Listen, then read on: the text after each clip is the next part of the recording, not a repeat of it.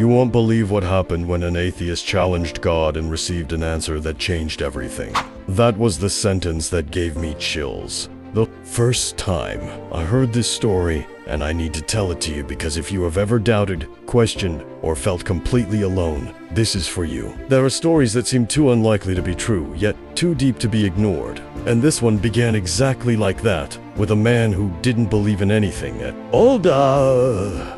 He always said that faith was an illusion, that God was an invention, and that everyone should rely only on themselves. He laughed at anything related to miracles, purpose, or spirituality, until one day at the peak of anger, frustration, and despair, he raised his voice to the sky and said something he had never said before. If you really exist, then prove it. Show me something, because I don't believe in anything anymore. And here is the interesting part. He didn't expect any answer at all. In his mind, it was just a desperate outburst thrown into the air. But what happened in the minutes that followed, he would never forget. Because for the first time, something strange, something he couldn't explain happened right in front of him. It wasn't a vision, it wasn't a giant light in the sky. It wasn't a thundering voice. It was something simple but so precise, so specific, so impossible to ignore that it shattered every certainty he had built over the years. And this is exactly where the story begins. At the moment, an atheist realizes that maybe, just maybe, he was never as alone as he thought. And if you think that is already impactful, wait until you hear what came next. Because this man discovered 3 signs, 3 answers that completely changed the way he saw life, people, and even his own existence. And now, I'm going to show you the first key, the one so unexpected and so precise that he still says it was the strongest blow life has ever given him. The first key appeared at the most unexpected moment. After challenging God, he walked out of the house still angry, trying to convince himself that nothing had really happened. He kept repeating in his mind that all of it was nonsense, that talking to the sky didn't make sense, and that desperate words never changed reality.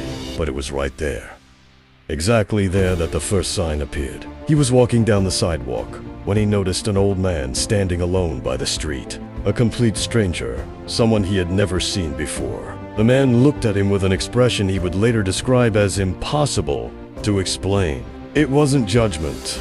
It wasn't curiosity. It was the look of someone who somehow knew exactly what was happening inside him. And then the stranger spoke.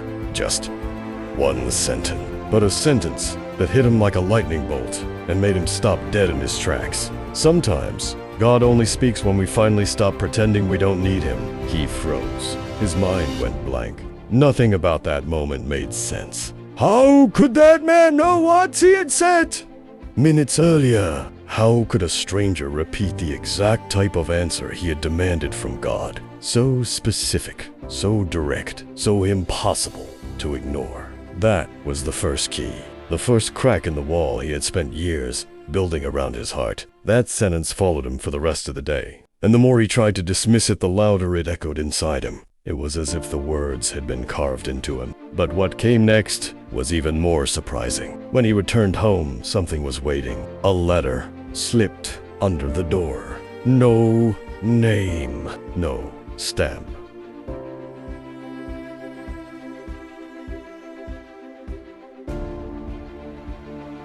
No address, just his name written in shaky handwriting. Inside the envelope was a single sentence, simple enough to overlook, precise enough to shatter everything he believed. Stop looking for big signs. God speaks in the silence. He sat on the floor, holding the letter, his hands trembling, because that sentence, that exact sentence, was the same one he used every time he mocked people of faith. He always said, if God exists, he should speak loudly because silence proves nothing. And now, here it was. A message written in silence, answering the one thing he used to say the most. In that moment, he understood something he had never admitted.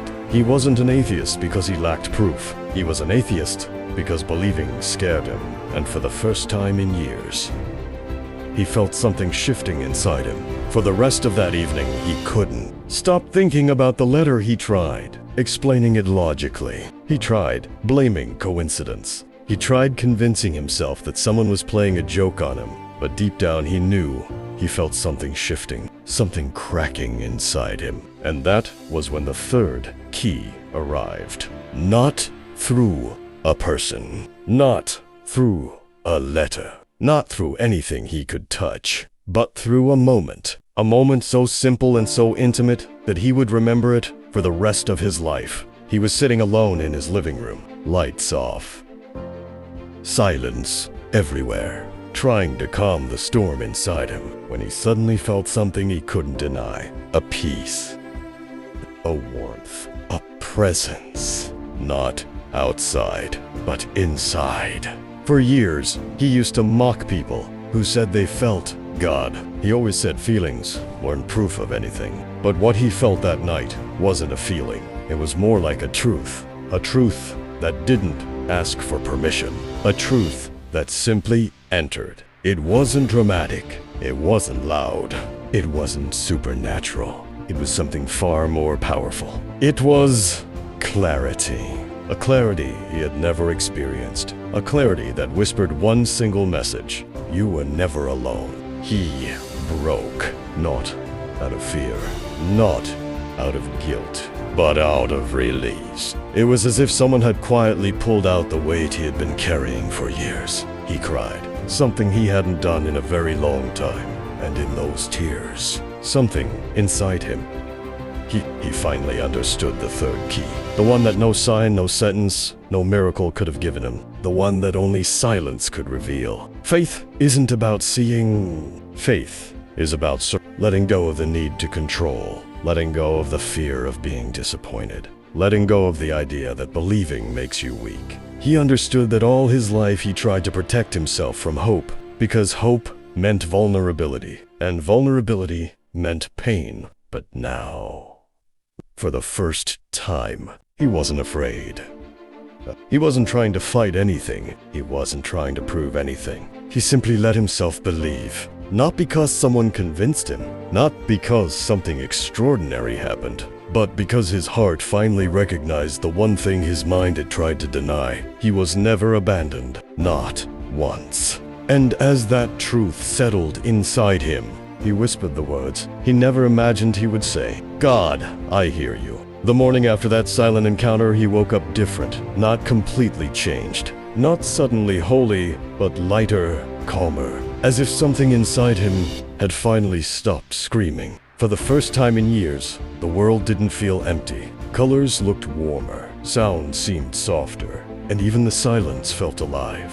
It was as if the weight on his chest had been replaced with something he hadn't felt since childhood. He walked outside that morning with no destination, just letting his steps guide him.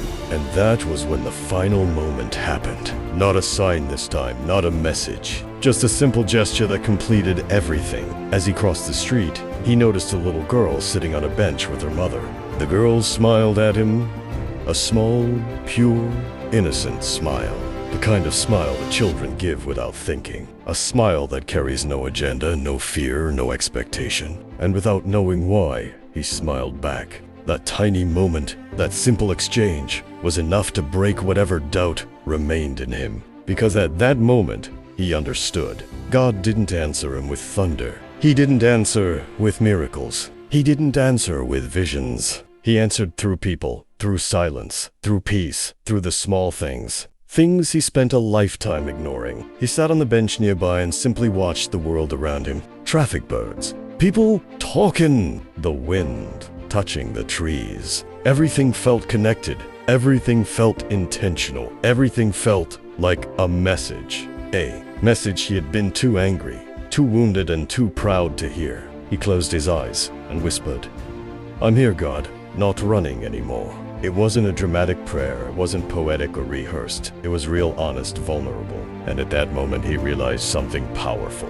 God had never been silent. He was the one who wasn't listening. For the first time he felt grateful. Grateful for the stranger on the sidewalk. Grateful for the letter. Grateful for the silence. Grateful even for the pain that led him to that breaking point. Because without all of that, he would have missed the one truth that changed everything. He wasn't alone. He had never been alone. And if you watched until the end, type amen. I believe in God.